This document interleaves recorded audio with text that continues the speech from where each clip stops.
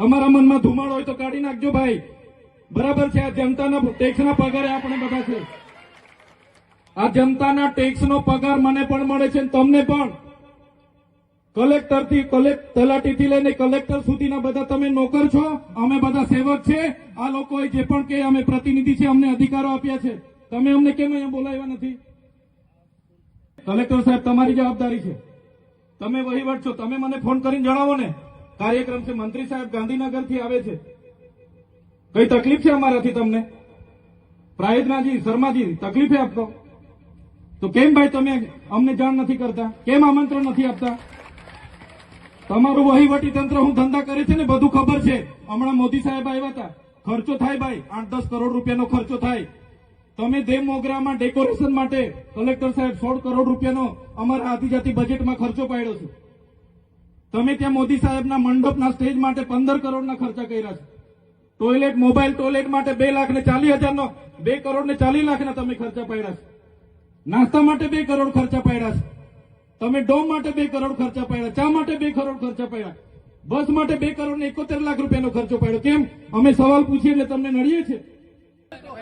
ઓ ભાઈ, બંધ કરી દેવાડો, મારા અધિકાર છે ભાઈ. તમે આવો, બંધ કરી દે એટલે આમંત્રણ કેમ નથી? બંધ કરી દે એટલે બંધ કરી દો એટલે આમંત્રણ આપવું જોઈએ ને તમારે. અમને તમે આમંત્રણ કેમ નથી આપ્યું ભાઈ? અમે ચૂંટાયેલા ધારાસભ્ય છે, અમને એક ફોન કોઈનો આવ્યો નથી. કલેક્ટર સાહેબની જવાબદારી છે. પંચાયતના પ્રમુખ એવા મનજીભાઈ વસાવા, પર્યુષાબેન વસાવા, તમામ જિલ્લા પંચાયતના સભ્યશ્રીઓ, તાલુકા પંચાયતના પ્રમુખ, તાલુકા પંચાયતના સભ્યશ્રીઓ, સરપંચશ્રીઓ, તમામ સામાજિક સંગઠનના પાર્ટીઓના પદાધિકારીઓ, સાથે ICDSના અધિકારીગણ, જિલ્લાના વહીવટી તંત્રગણ, આંગણવાડી બહેનો, અહીંયા અભ્યાસ કરતા વિદ્યાર્થીઓ, મીડિયાના મિત્રો, પોલીસ અધિકારીઓ, આજના કાર્યક્રમમાં સૌને હું આવકારું છું. જે પ્રકારે આપણા વિસ્તારમાં શિક્ષણની જે ભૂખ હતી અને એ ભૂખ આ વિસ્તારમાં એકલવ્ય રેસિડેન્શિયલ મોડેલ શાળા ચાલુ હતી ઘણા વર્ષોથી, સાગબારા ખાતે ITIના મકાનમાં હતી અને સરકારને પણ બધાને પોતપોતાની જગ્યાએથી બધાએ પ્રયાસો કર્યા, રજૂઆતો કરી અને સરકારશ્રીએ ખૂબ સરસ માળખું સંકુલ અહીંયા આપણને બનાવી આપ્યું છે. અને બોયઝ અને ગર્લ્સ બંને 240ની કેપેસિટી વાળી 16 જેટલા ક્લાસરૂમ, લેબોરેટરી રૂમ, લાઇબ્રેરી, તમામ પ્રકારની સુવિધાઓથી સજ્જ આજે જ્યારે આપણને આપણા વિસ્તારમાં સંકુલ પૂરું પાડ્યું છે, આપણા વિદ્યાર્થીઓ, આવનારી પેઢીઓ અહીંથી ભણી ગણીને પોતાની કારકિર્દીનું નિર્માણ કરવાના છે, ત્યારે ગુજરાત સરકારના આ સાહસને અમે આવકારીએ છીએ, બિરદાવીએ છીએ. સાથે સાથે આપણી મધ્યે આજના આ પ્રસંગે ખુદ આદિજાતિના મિનિસ્ટર સાહેબ, મંત્રી સાહેબ ઉપસ્થિત છે, ત્યારે એમને પણ આપણે આવકારીએ છીએ. આગળ જ્યારે એમને મંત્રીપદ મળ્યું, મંત્રી થયા એના બાદ હું એમની સાથે રૂબરૂ 2 વખત મળ્યો. જઈએ છે, અમને પણ આવકારે છે, બેસાડે છે, સાંભળે છે. જે પણ આ વિસ્તારના પ્રશ્નો હોય, મેં શરૂઆતની મુલાકાત મંત્રી સાહેબ સાથે જે પોસ્ટ મેટ્રિક શિષ્યવૃત્તિની યોજના હતી 28/10/2024થી એક પરિપત્ર બહાર પાડીને એને જે પણ લોકો વેકેન્ટ કોટામાં હોય, મેનેજમેન્ટ કોટામાં હોય, એમના માટે બંધ કરી દી. ફરી એકવાર પરિપત્ર જૂનની 24મીએ થયો, પુનઃ ચાલુ કરવાની, બહાલી કરવાની સરકારે જાહેરાત તો કરી પણ એ પેન્ડિંગ હતી. જ્યારે મંત્રી સાહેબે નવા શપથ લીધા, અમે ત્યાં વિદ્યાર્થીઓ સાથે બિરસા મુંડા ભવને ગયા. બિરસા મુંડા ભવનથી ફરી અમે આગેવાનોને સાથે રાખીને મંત્રી સાહેબને મળવા ગયા, એમને ધ્યાન દોર્યું. અને મંત્રી સાહેબે અમે કીધું, સાહેબ અમે 15 દિવસ પછી આ ના થાય તો પાછું અમારે અહીંયા આવીને રચનાત્મક કાર્યક્રમો આપવા પડશે. પણ મંત્રી સાહેબે કીધું કે 15 દિવસ ના થાય, તમને આવું ના પડે એવી અમારી મહેનત છે, અમે આગળ પ્રયાસો કરીશું.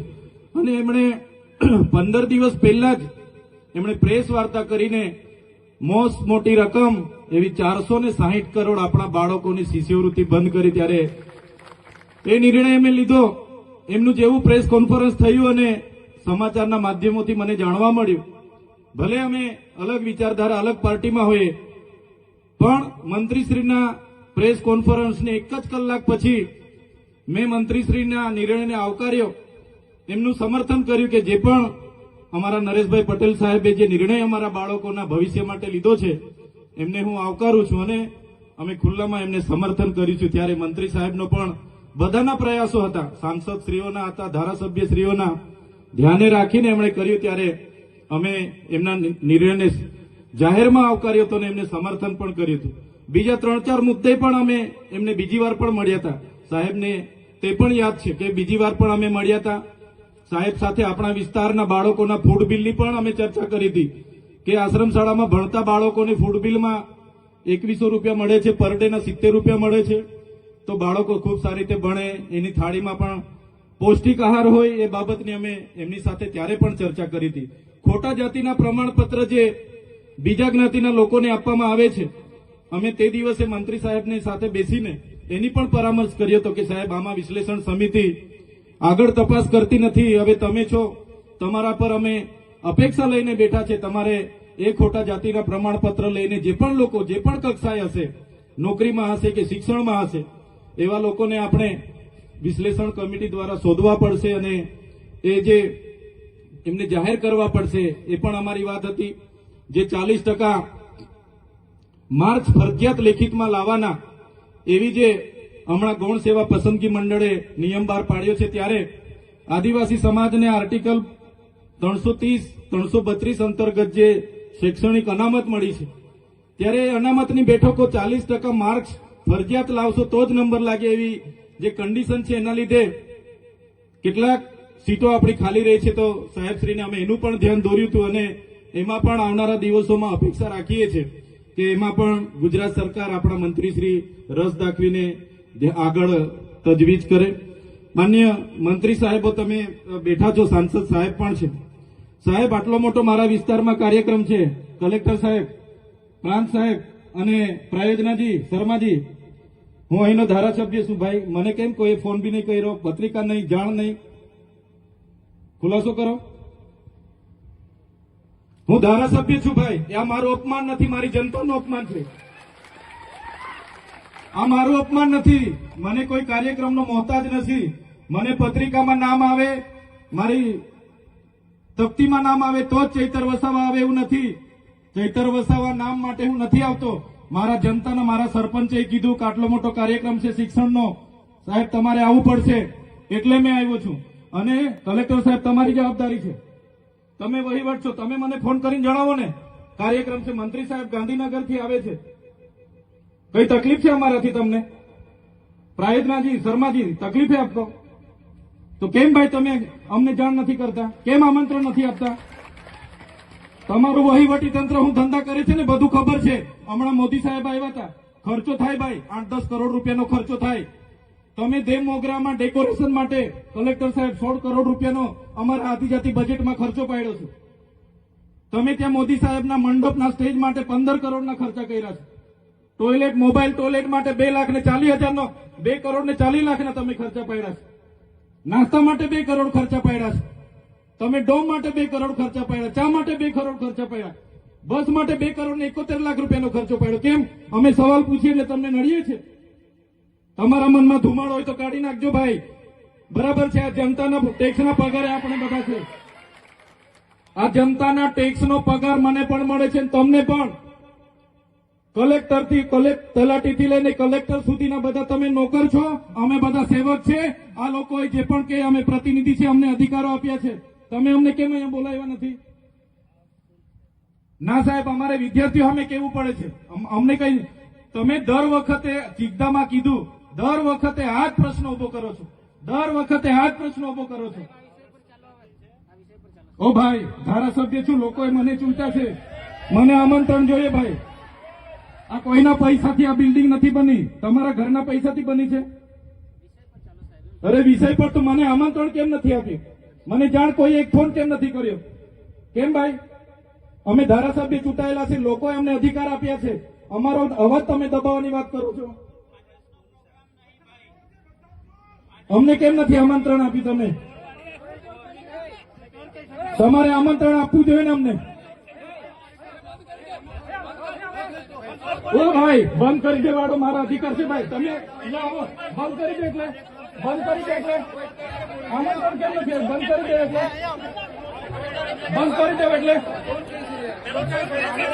બંધ કરી દો એટલે આમંત્રણ આપવું જોઈએ ને તમારે.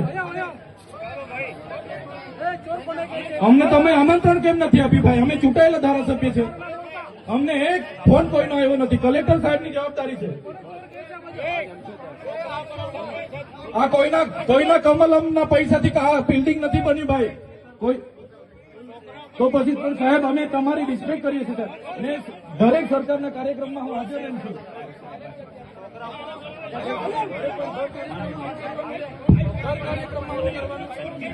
ભારત ભાઈ ચાલો શાંતિથી બેસી જાઓ, બધા બેસી જાઓ. એ ભાઈ બધા બેસી જાઓ, બધા બેસી જાઓ. ચાલો શાંતિથી બેસી જાઓ ભાઈ, આગળ નહીં, બેસી જાઓ શાંતિથી.